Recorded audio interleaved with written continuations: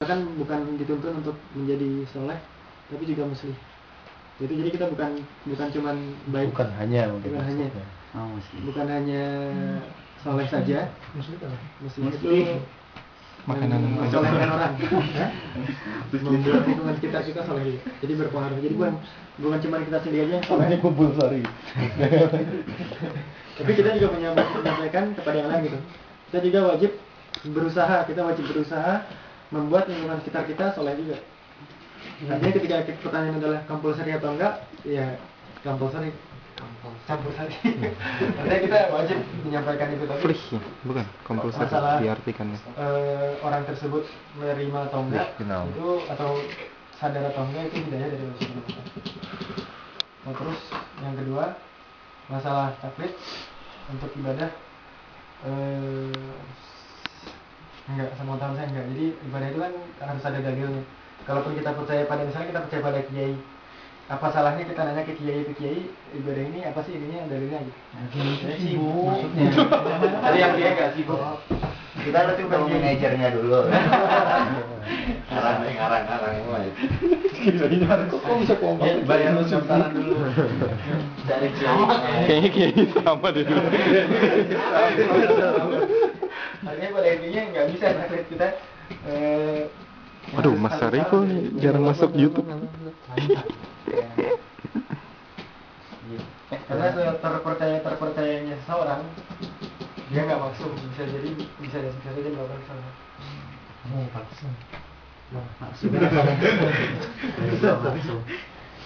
Mas, saya kameramen juga nggak masuk. Kalau yang dulu saya pernah dengar, jadi kalau misalkan ya kayak di kampung gitu lah, orang taklid gitu kan, kiainya sholat gini ya udah diikutin. Nah itu buat yang tingkat dasar, buat beginner banget itu yang nggak apa-apa lah. Jadi minimal dia itu ngikutin orang taklid. Cuma kalau dia mau naik level gitu kan, ya dia harus cari tahu juga kan dasarnya apa, gimana, apa dalilnya gitu. Nah, itu aja. Cuma kalau misalkan dia nggak punya waktu, ya kalau sama sekali nggak bisa naik kapal, ya taklid aja gitu. Kok jadi gelap? Kang Irfan? Masa akan ingin menjawab? Kalau yang waduh, duanya kompak banget sih. Pause dulu. Kalau yang saya tahu, jadi kita itu memang boleh taklid, tapi maksudnya ke dalam masalah hukum gitu. Karena kenapa? Kita kan bukan orang yang bisa menentukan hukum sendiri, tapi kita bukan taraf mustahid. Artinya ketika belum mampu atau belum bisa untuk benar-benar langsung mengambil sesuatu dari Al-Quran atau hadis, itu memang kita ada kebolehan untuk taklid pada orang yang membuatnya, seperti misalnya kita ikut kepada Imam Syafi'i atau Imam Hanafi, itu kan termasuk taklid.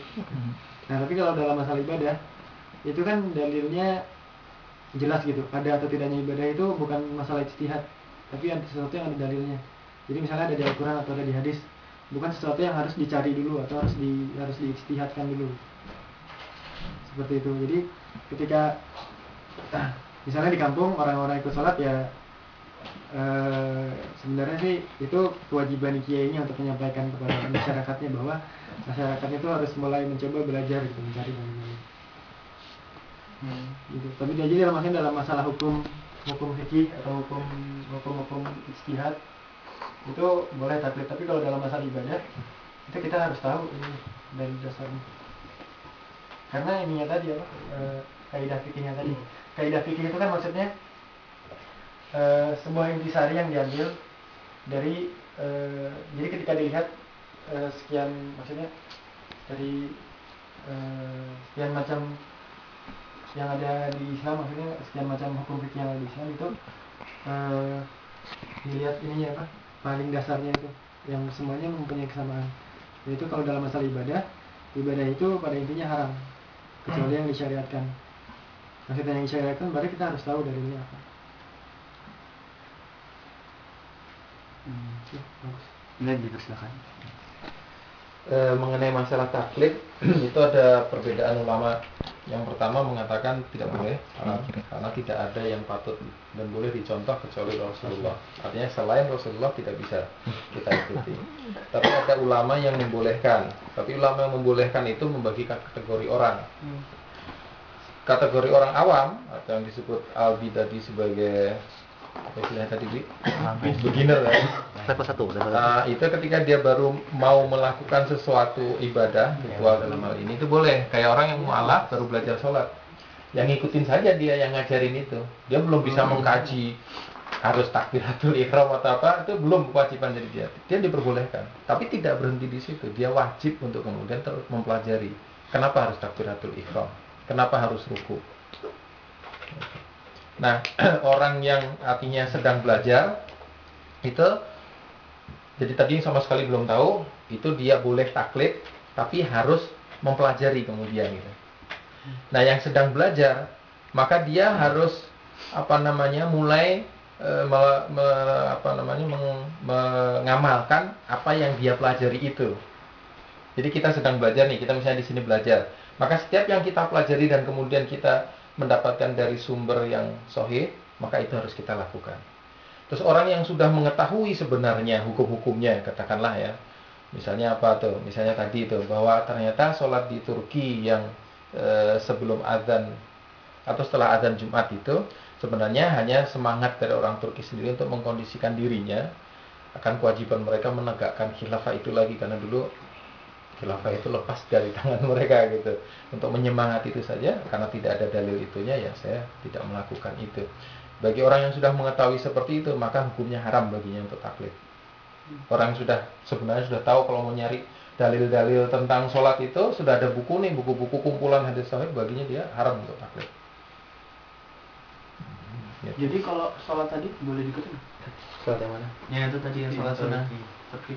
Kalau itu katakanlah kita ke masjid Turki, terus saya ini orang baru di sini. Terus orang Turki biasanya gitu, pada ngeliatin semua. Kita untuk menjaga silaturahmi nggak masalah, lakukan saja. Tapi harus kemudian bertanya dalam hati, apaan sih tadi itu? Apakah kita nanya ke Kang Irfan yang sudah lama di Hannover gitu?